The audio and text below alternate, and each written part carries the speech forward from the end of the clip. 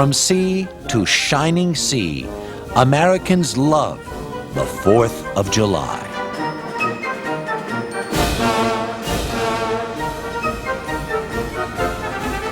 Fireworks are about making noise, and the 4th of July has always been about making noise. Independence Day. For most adult Americans, it means independence from work. Beautiful sunny days with fireworks and lots of ice cream. Sausage, hot dogs, hamburgers, beans, ham, chicken wings. Reminds people how this country got its freedom and all that stuff, so I think it's great.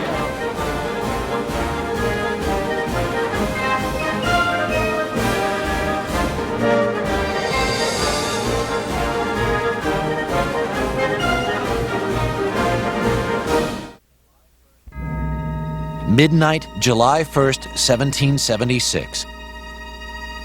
Caesar Rodney, a delegate to the Second Continental Congress, had been riding through the rain for hours, but he wouldn't stop before he reached Philadelphia the next day. Rodney was gravely ill from a cancerous facial tumor, but he was also deeply committed to independence. No amount of pain could keep him from voting. Rodney was one of those individuals who exhausted every possibility to come to an agreement, to avoid war and that sort of thing. But when it finally came to the point in his mind that there was no alternative but independence, he was staunchly in favor of it. Rodney stumbled into congressional chambers and cast his decisive vote. It was now settled. The colonies would fight for freedom. The decision had not been an easy one. In 1770, most American colonists thought of themselves as English. Many had English ancestors and were proud to be part of the British Crown. The colonies were also an economic extension of Britain. Land grants and political offices were often decided in London, not here. But England wanted more back than the colonists were willing to give. The colonists were saddled with what they considered outrageous taxes on everything from stamps to property to the most British of imports, tea. With no one to speak for them in Parliament, the colonists protested the best way they knew how, by taking to the streets. In 1770, a Boston crowd threw rocks and snowballs at passing British troops. The startled soldiers responded with musket fire, killing 5 and wounding several others. The event was soon known as the Boston Massacre. But even with the violence, most colonists were not convinced that independence from England was a good idea. They still identified very strongly with the king as not only the monarch, but as the father. And they regarded their land holdings as being established by some kind of go-ahead from either the crown or from Parliament. And so their property rights, both real and personal, were going to be threatened by this tremendously. To King George, the unrest in the colonies was totally unacceptable. These were his subjects, and rebellion would not be tolerated. So, on the 19th of April, 1775, King George ordered his troops to fire on the colonial militia at Lexington and Concord. Whether we liked it or not, war with England had begun. Worried colonists debated their options, but there was really very little choice. Towns across the country began to issue their own local declarations of independence from the British Crown. People knew that everything they had, and including their lives, were on the line. And they debate this with enormous seriousness. For example, the people of Ashby, Massachusetts, a very small town, of no particular significance in the affairs of the state more than that of any other town, said that the people of Ashby have voted that they will most solemnly defend that decision with their lives and fortunes. And somehow I find that terribly moving. The people had spoken. Now it was the national government's turn. debate raged in the assembly room, with patriot strongholds like Massachusetts and Vermont arguing for independence, and divided states like Pennsylvania and South Carolina wavering. Finally, on July 2nd, 1776, 12 colonies declared themselves independent, with only New York abstaining. That day, John Adams wrote to his wife Abigail, "The 2nd of July will be a memorable epoch in the history of America," he said. "I am apt to believe that it will be celebrated by succeeding generations as the great anniversary festival." He was almost right. Weeks earlier, a committee had been drafted to write a national Declaration of Independence. As a senior statesman, John Adams would have been a logical choice to author the document, but the job went to the quiet and eloquent representative from Virginia, Thomas Jefferson. Adams argued that Jefferson should be made the draftsman for a whole series of reasons. One is that he wrote better than Adams did, which is probably true. Also, it was politically very important that a Virginian should do this rather than a Massachusetts man.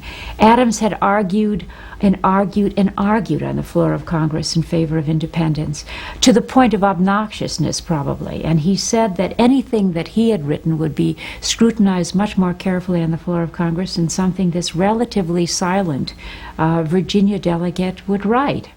Jefferson's draft was still ripped apart. Congress omitted, among other things, a section condemning Britain's slave policy, a difficult position to hold considering many Americans, including Jefferson, still had slaves of their own. There were also matters of style. Benjamin Franklin made some suggestions. He took the sentence, "We hold these truths to be undeniable and sacred," and suggested, why don't we substitute the word self-evident, so we have that famous line, "We hold these truths to be self-evident," which is Franklin's doing. Finally, on the 4th of July, 1776, the Declaration of Independence was approved. John Hancock, the president of the Continental Congress, was the first one to sign it. "There," he said, "King George can read that without his spectacles." Signing this document was an incredibly dangerous activity. Here were some very distinguished Americans, and if they signed this document and lost, they would all be at the end of a hangman's noose. And so I think it was incredibly appropriate that Franklin said at the conclusion of these proceedings, "We must all hang together, for surely if we don't, we will hang separately." Equally concerned were the citizens of Philadelphia, who heard their first reading on July 8th. Reaction was decidedly mixed. If you were to talk to someone who's a loyalist, to that person it would be the beginning of the end for civilization as they knew it. If you were to talk to someone, however, who is sympathetic toward the revolution, to them it would be the climax of everything that has come before. On July 9th, the Declaration of Independence was read aloud in New York City. The gathering crowd became so excited that a statue of King George was torn from its pedestal and melted into 42,000 Patriot bullets. The response to the Declaration of Independence was, maybe we will win this war now. I came across a wonderful statement from a man that said, "Now heart and hand can move together. I could hardly own the king, that is, profess my loyalty to the king and fight against him at the same time." Now the Americans had a clear, simple purpose. They were fighting for national independence. The fight would not be easy. The colonists lost some painful battles in the early days of the Revolution, but winter victories at Trenton and Princeton meant that hope was still alive. When the 4th of July rolled around in 1777, Congress adjourned for a celebratory dinner, but was too concerned with running the war to plan an official celebration. The people, however, did not forget. People were celebrating without any official prompting. There were bonfires in the streets, which was supposed to be illegal, fireworks, feasting, and a good deal of Tory bashing as well. A lot of window glass suffered when people didn't illuminate them, as all the ardent patriots were doing. The enthusiasm of 1777, however, quickly faded as the war dragged on year after year. During the darkest days of battle, the 4th of July became a time to rally the weary back behind a cause they were rapidly growing tired of. There really was very little to feel optimistic about. You had to be awfully committed to the idea that we needed independence, and going and listening to these speeches and making these toasts and hearing the rhetoric was an important way to get people to believe in the idea strongly enough that they would endure what must have seemed like an interminable war. Common symbols also helped pull the nation together. Patriot troops turned Yankee Doodle, an English insult for a badly dressed colonist, into a battle cry. And in 1777, Congress commissioned the first American flag. Although she gets credit for it, Betsy Ross probably did not stitch together the first stars and stripes. But believing she did has become an important part of colonial mythology. The idea of her sitting in her very small parlor, knitting together the entire country, and the history of the country within that symbolic structure of the flag is enormously attractive. It always has been. Betsy Ross, Yankee Doodle, and thousands of young lives all contributed to America's stunning victory over England in 1783. On that first independent 4th of July, bells rang out in every city in the nation except Charleston, South Carolina, and only because the British had taken all the bells there. It seemed that the holiday might have outlived its usefulness, but troubled times were just around the corner, and the 4th of July would become even more important to a nation struggling to discover who it was. To win the American Revolution, 13 colonies had pulled together for a common cause and brought about a miraculous victory. But once the fight was won, this wartime unity quickly began to fade. It's a great advantage to have an outside enemy if you need internal unity. Once the war was won, of course, that particular advantage went away.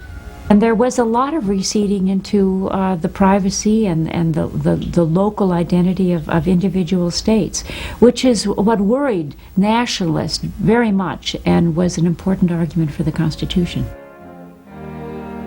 In May of 1787, these men assembled in Philadelphia to write the Constitution of the United States. They wrote it to create a government beyond that of the states. Not everyone approved. Anti-Federalists believed the colonists had fought the British to get away from centralized power. This split showed itself in some of the angriest 4th of July celebrations in American history. New York was having a tremendous battle over ratification. And in Albany, when the Anti-Federalists found out that the Federalists in town were celebrating, they came out with real guns and real sticks and the real intention of stopping the Federalist celebration, and arrayed themselves across the street, and the Federalists weren't going to be stopped and proceeded up the street, and a battle ensued in which a number of people were badly injured and one man was actually killed. The idea of a federated nation was something pretty new, and for many something pretty scary. And so one function that Independence Day performed for the Americans of this period was to celebrate this new idea of a federated nation. From South Carolina to Maine, the 4th was celebrated in virtually the same way. A parade would wind through town with local militia and Revolutionary War veterans marching in patriotic splendor. The parade would then dead end at the courthouse steps, where speeches, sometimes hours of them, praised the men and women that had brought forth this great nation. After the speeches, there would be the firing of cannon, always 13, representing the 13 original states. The number 13 entered into the ceremony in a very great many ways. Sometimes you would have 13 courses in the meal, but there would always be 13 toasts. 13 toasts for one nation. The 4th of July was helping America develop a national identity and a national past. The idea of belonging, then, had to be something that would be crafted, had to be learned. National currency can do it, a common flag can do it, or common holidays, such as Independence Day, when, as one correspondent put it, 8 millions of Americans come together to celebrate on one day. There was something kind of magical about the idea that everyone in the nation is doing pretty much what you're doing at that very moment in time. American nationhood would get an even bigger boost in 1812, when festering ill will between Britain and the United States exploded into war. In what became known as the Second War of Independence, America did sustain some painful losses. In 1814, British troops overran Washington, D.C., and after eating dinner in the abandoned presidential mansion, set it on fire. But when the smoke cleared, American forces had beaten the English again. The victory had a galvanizing effect on the country and the 4th of July. It bred an exuberance that had not existed before, a trust, a belief that America was going places indeed, that this was not simply, this republic, this first modern republic, was not a flash in the pan after all. This renewed sense of optimism is seen in an 1819 painting of the 4th in Philadelphia by American artist Louis Krimmel. In the center of the painting, young veterans from the War of 1812 embrace in mutual admiration. But war is not the focus of this scene. The 4th of July was changing from a somber remembrance of the Revolution to a raucous holiday of American triumph. Off in the background, a military division goes through its paces, but hardly anyone notices. What's, to me, most interesting in this picture is the fact that there are almost no reference to the revolution itself. There is an elderly Revolutionary War veteran who's obviously on a crutch and seems to be showing off his scars to a small group of rather unimpressed-looking people. He may be the only person in this painting who really knows what the 4th of July was originally all about, and no one's paying attention to him. The War of 1812 also gave us some of our finest Americana. Attorney Francis Scott Key went aboard a British ship in 1814 to negotiate the release of a prisoner. While on board, he witnessed the fierce bombing of Fort McHenry and was so moved that the tattered flag survived, he wrote a poem about it. Soon put to the tune of an old British drinking song, the Star-Spangled Banner took its place in the American Patriotic Songbook, but did not become the national anthem until 1931. The war also gave us perhaps the most American symbol of all, Uncle Sam. Sam Wilson ran a meatpacking business in Troy, New York, where he stamped his barrels bound for the Army with a U.S. Uncle Sam's beef was soon shortened to Uncle Sam. An icon combining Yankee pride and American patriotism was born. In this desperate search for national symbols, you have the emergence of regional characters, and one of these is the Yankee.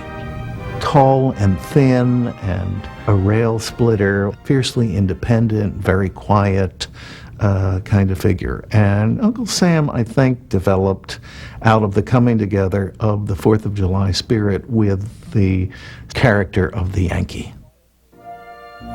Like the quiet, stalwart Uncle Sam, America approached its 50th birthday in 1826 with a certain amount of awe. It seemed like a miracle. 13 colonies had blossomed into 24 states, and the world's first experiment in modern democracy was thriving. Then, on the 4th of July that year, another strange miracle. Thomas Jefferson, who was 87, died at noon. That same day, John Adams also passed away. The Founding Fathers had gotten America to age 50. The rest would be up to us.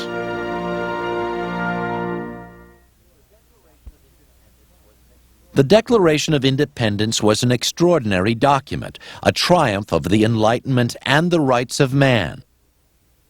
But not every man. The irony of celebrating the 4th of July and reading the Declaration of Independence in a nation of slaveholders is hard to escape. The 4th of July, in fact, was a major holiday in the South. The Southern planters gave their slaves 2 holidays a year, Christmas and the 4th of July. The masters of the slaves would have the big barbecue for the slaves. They would kill a large animal, an ox, a goat, depending on the size of the slave population, and that would be one of the few times when the slaves would be given the license to come together to celebrate and to consume a lot of protein together, because they were protein-starved people. But to many, Independence Day seemed obscene in a land where some men, women, and children lived in bondage. Frederick Douglass spoke for his enslaved brethren in 1852. "This 4th of July is yours, not mine," he said. "You may rejoice, I must mourn." To drag a man in fetters into the grand illuminated Temple of Liberty and call upon him to join you in joyous anthems is inhuman mockery and sacrilegious irony. Slavery would be one of the issues that ripped the nation apart. By February 1861, 7 Southern states had broken with the Union, and on April 12th, Confederate troops attacked the federal garrison at Fort Sumter. The war between the states had begun. On the 4th of July that year, President Lincoln called a special session of Congress. It authorized him to recruit 500,000 Union soldiers. Throughout the war, the North used the 4th of July as a rallying point, a time to throw the weight of history behind the Union cause. The South also used the 4th to further their agenda. They felt they were rebelling against an unjust central government as abusive as England had been 100 years earlier. Southern 4th of July celebrations claimed that the war between the states was the new American Revolution.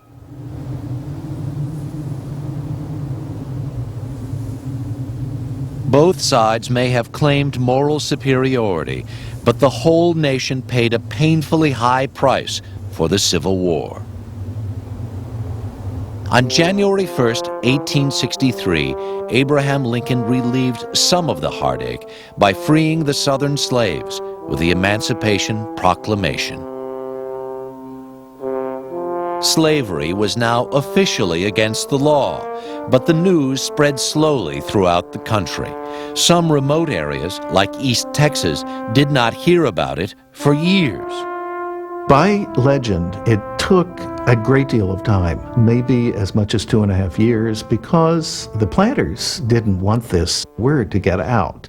And East Texas, frankly, was at the edge of the frontier at that point. Lincoln sent an emissary with the news, and legend has it he arrived in Texas on June 19, 1865. The newly freed Texas slaves began to celebrate that day as Independence Day, and they haven't missed a year since. In Lufkin, Texas, and towns like it throughout the South, Juneteenth is still celebrated as African American Independence Day. June 19th is the freeing of slaves in the South, and that is important to me. And it just means my black Americans, fellow black Americans that came along a long time ago, they don't have to work in the cotton fields any longer, but they can rise up and fulfill their lives and their careers to the best of their abilities. We marched and stand here today because we are a proud group of people, proud of our race, proud of our struggle, proud of our future. Juneteenth now has maintained a lot of the old-fashioned way in which holidays were celebrated, as in the early 4th of July celebrations. You still have a heavy focus on the speeches that are made, on the sense of community that's being propounded, at least for the extent of that day. Even though it took Texas until 1979 to recognize Juneteenth as a state holiday, we as blacks have been celebrating Juneteenth as a holiday and recognizing it ever since 1865. The Juneteenth celebration, it makes me extremely proud because it's good to see my home people get together and unite. It's good to see us come together for a common goal.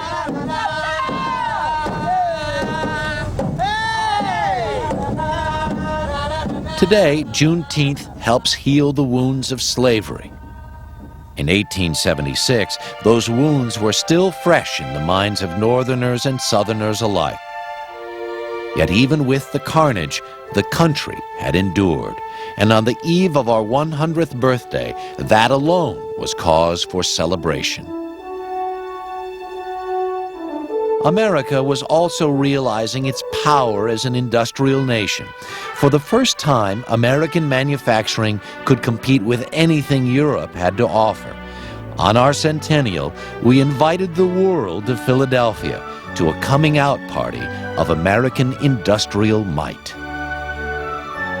The Chamber of Commerce people throughout the United States wanted people to believe that this was America at its best. What it said actually was America is at the forefront of invention, of productivity, of manufacturing. That's what was being celebrated. Visitors gazed upon the amazing coreless engine, George Washington's false teeth, and a brand new wonder, the telephone.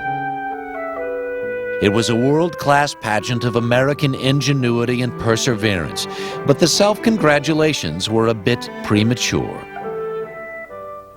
On July 4th, 1876, a gala reading of the Declaration of Independence had just finished. Suddenly, a group of women led by Susan B. Anthony stormed the stage and handed the reader a declaration of women's rights. It was a completely revolutionary idea, of course radical and cranky and not to be taken seriously. But they made their point, and it might take them another half-century to win the vote, but on that day they used the 4th of July to point out that there still was a group of Americans who wanted rights and hadn't been given.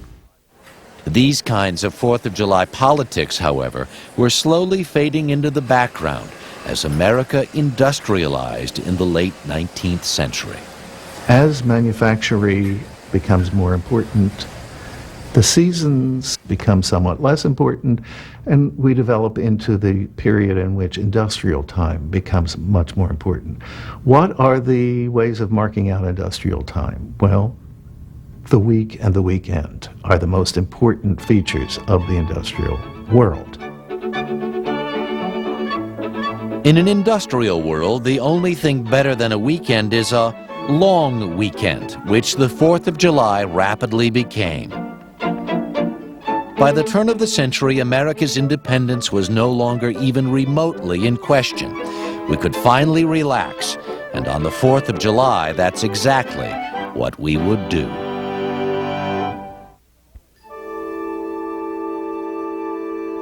Fireworks have always been at the heart of the 4th of July. No Independence Day was complete without them. But these early noise and light shows were fraught with danger. People in urban environments particularly were deathly afraid of fires, and there were quite a number of very close calls as far as some real serious fires were concerned. So on a day where there was plenty of alcohol and gunpowder, these were legitimate concerns.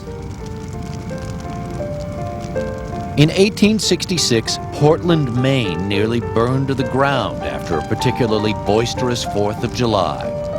But fires weren't the only hazard. Little toy cannons often exploded accidentally, sending shards of metal into those who held them. Tetanus infection was a common occurrence on July 5th, 6th, and 7th. And back then, there was no cure. By 1900, firework reform became an urgent social cause. Women like Mrs. Isaac Rice, a medical doctor from New York City, told concerned audiences that more children had been hurt by 4th of July fireworks than soldiers died in the American Revolution. The progressive era was the time in which you have women that are beginning to establish their political sensibilities. And so you have a great many prohibition movements that emerge at that time. It's not only alcohol. And anything that threatens the health of the family are ideas that are part of the public conversation. Reformers sponsored a PR blitz that undoubtedly saved hundreds of young lives. But in 1905, fireworks may have only been part of the panic well-bred women like Mrs. Rice were feeling. Americans felt flooded. They felt overwhelmed by the sudden and immense numbers of people who were not like them. Americans spoke English and were Protestant. And people coming from overseas spoke Italian, Polish, Russian, and lots of other languages. And they were Catholic and they were Jewish. And they were so different seeming. And the solution was to make them into Americans. Once again, the 4th of July came to the rescue. In cities throughout the country, Independence Day became a time when bewildered immigrants were taught to sing, salute, and parade, as well as the most established Yankee. Most of the immigrants who came here from other countries wanted nothing more dearly than to be Americans. And they were only too happy to be invited to participate in a 4th of July parade. You didn't have to force them to make their children learn English. They wanted to learn English. They turned out in droves when night schools were offered. And they were delighted to be included in every American event that was offered. This patriotism would come in handy. When America entered World War II in 1941, the 4th of July took on an urgency it hadn't had in years.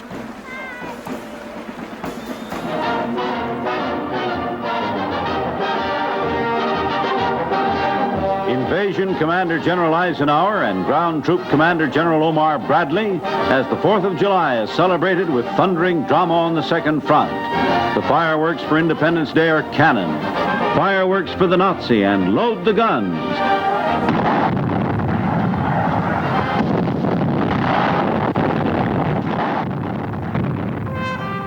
Not just on the battlefield, but the home front also rallied behind the cause on the 4th of July. At times of greatest stress nationally, you need statements of national unity and national community. And the 4th of July during World War II, I remember very well, because every neighborhood would have its own parade. You would have the Declaration read and sermons. There was a deep sense that this was a time in which we should remember our past. And it worked. It worked. It was thrilling.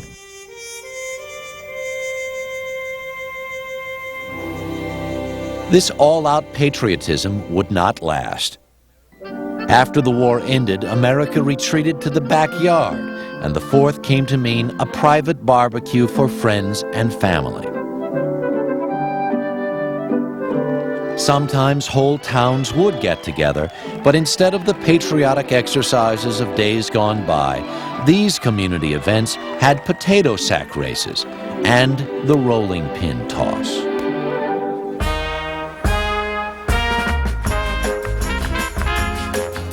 While the GIs were delighted there was nothing left to fight for, their children were not quite so sure. Instead of the clearly defined struggles of World War II, they saw their friends sent to die in a war few really understood. And they saw the first American president in history resign in disgrace from office. By the mid-1970s, America was a deeply divided nation. But we had a party to plan. for the bicentennial. When people began to think about the bicentennial, there was an assumption that it would be something like the centennial, which is to say that you would put on a big international exposition somewhere, a World's Fair.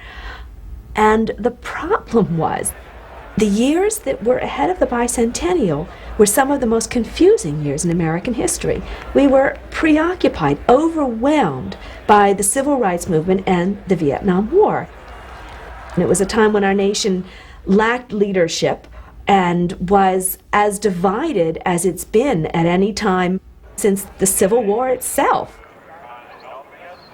We never pulled off a world celebration, but America was not going to let the bicentennial pass unnoticed. Washington, D.C. threw a huge outdoor party, complete with homespun crafts and an all-American fife and drum corps.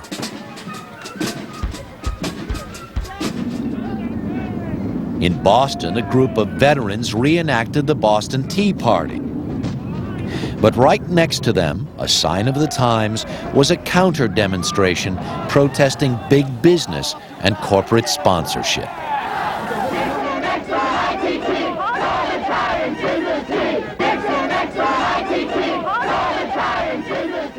No matter what your politics, there was no lack of imagination in expressing the bicentennial spirit. I'm a Yankee Doodle dandy, a Yankee Doodle do or die. A real live nephew of my Uncle Sam, born on the 4th of July. I love a Yankee Doodle sweetheart, she's my Yankee Doodle joy. In New York City, hundreds of tall ships sailed into the harbor on the 4th of July. Never before had so many antique sailing vessels assembled in one place, and the majesty of the gesture spoke louder than words.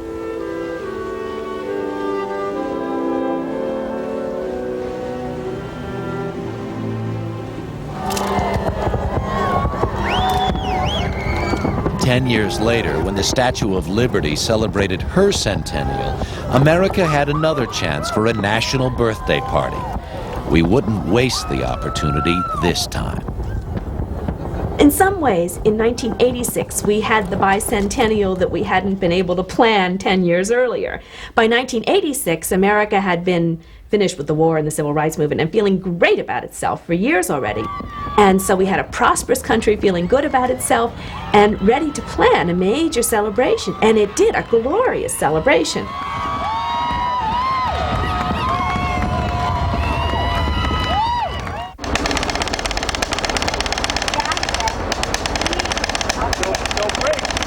A parade, a barbecue, fireworks. These are the elements of almost every American 4th of July. But the meaning of the 4th is as varied as the people who celebrate it.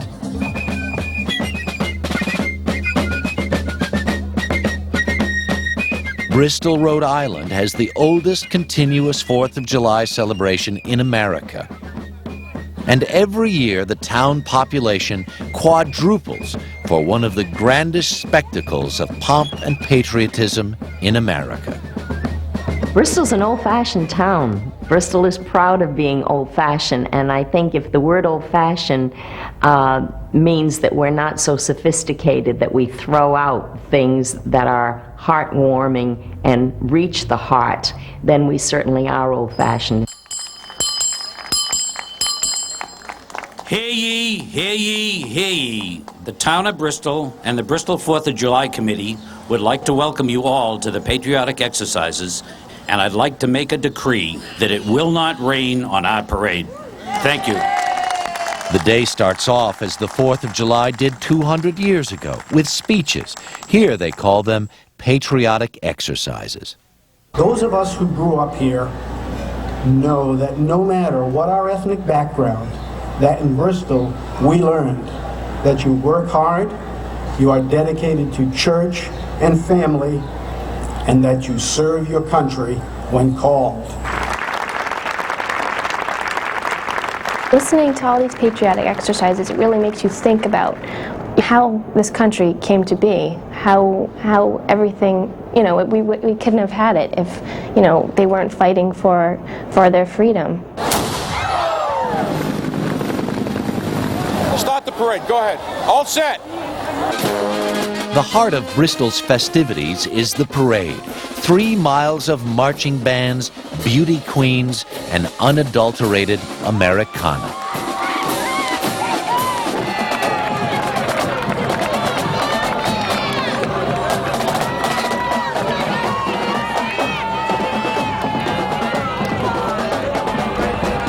Everybody comes every year from everywhere. We decorate everybody, the kids, grandmas, grandfathers.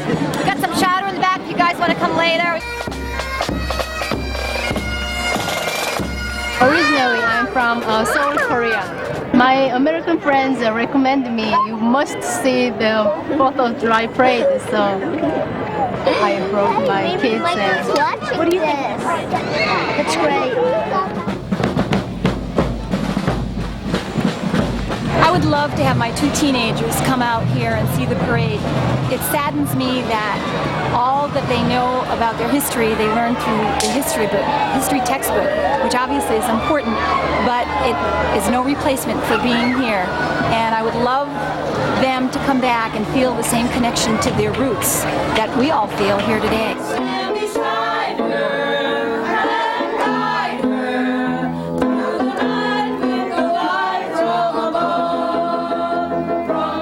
Independence Day to me means 4th of July, and 4th of July means celebration in Bristol as only Bristol celebrates. Because even though our country is not perfect, never will be, it's a nation of people. People are not perfect. Nevertheless, warts and all, it's better than anything anybody else has to offer. 3,000 miles across the country, the town of Toppenish, Washington, celebrates a very different kind of 4th of July. For the last 100 years, Independence Day in Toppenish has meant the annual rodeo.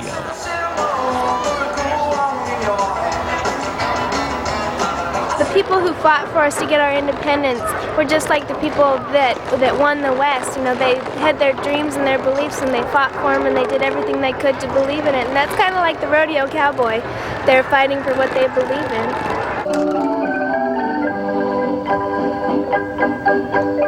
Toppenish may celebrate the glory of the Old West, but its demographics look toward the future. Over half the town population is Hispanic, the workers and children of workers who came to pick hops in the Yakima Valley. 15% of the town is white, and a quarter are Native Americans, members of the Yakima tribe. Here, the 4th of July fuses many cultures, and the town celebrates the freedom to do just that. Cowboys and Yakima Nation have always partnered very well around the 4th of July. There's some mutual respect that has developed over the years as the friendships grow and things like that.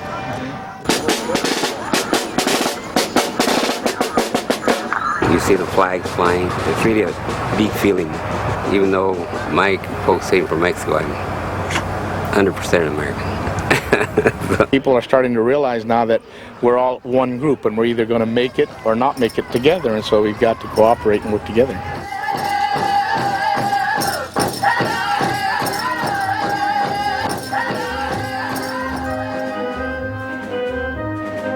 The first 4th of July marked the birth of a nation. More than 200 years later, we celebrate patriotism, hometown pride, and national unity. The power of this holiday is just as strong today as it was in 1776.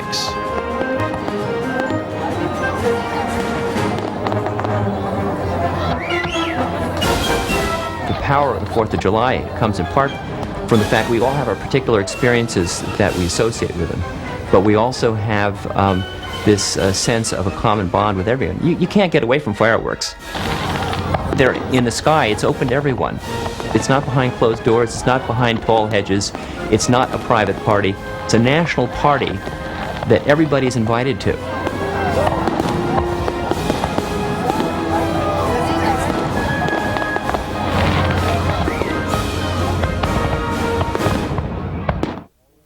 On July 4th, 1826, John Adams, already in his 80s but still quite a talker, was asked to comment on the 50th anniversary of America's independence.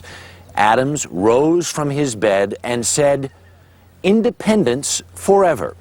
A reporter, stunned by the brief reply, asked the former president to comment further. Adams simply said, "Not a word." For the History Channel, I'm Harry Smith.